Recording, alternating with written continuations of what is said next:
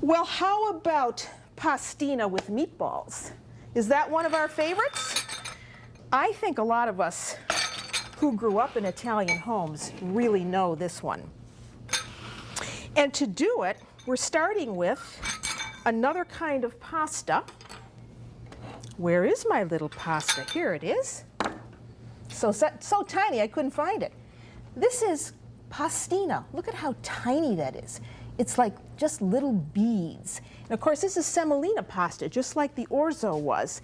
And that I cook in chicken broth. So back here in this pot, I've got some of the pastina cooking, you see? In about 2 quarts of chicken broth. And look at that. That sure brings back memories of childhood. So while that's cooking in the chicken broth, we need to make the meatballs. Now, to do really good meatballs, the trick is start with good dry breadcrumbs and add a little bit of milk to the breadcrumb mixture. And let this sit around for a few minutes so that the breadcrumbs really absorb all of the milk. And while that's sitting around, then you can get the rest of the ingredients ready. And for that, you want to have some ground chuck. And for this recipe, which makes about 2.5 quarts of soup, you only need about 1/4 pound because these are tiny, tiny, tiny meatballs. And here we have some ground cloves. My mother always put that in meatballs.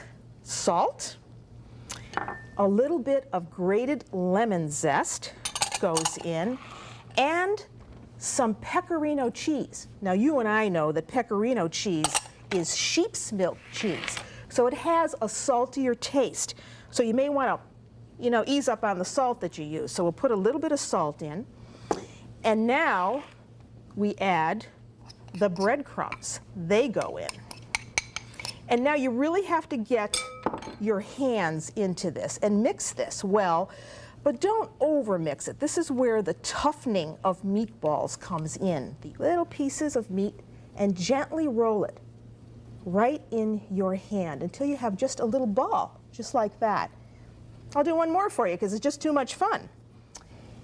And they go into a 350-degree oven.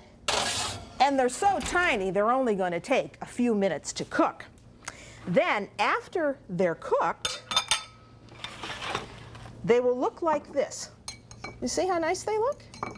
And then there's only one last thing you have to do. Take them over to that soup with the pastina, put the meatballs in, give it a little stir, and you're back in childhood again. You may want to add a little cheese to that later on. Simple.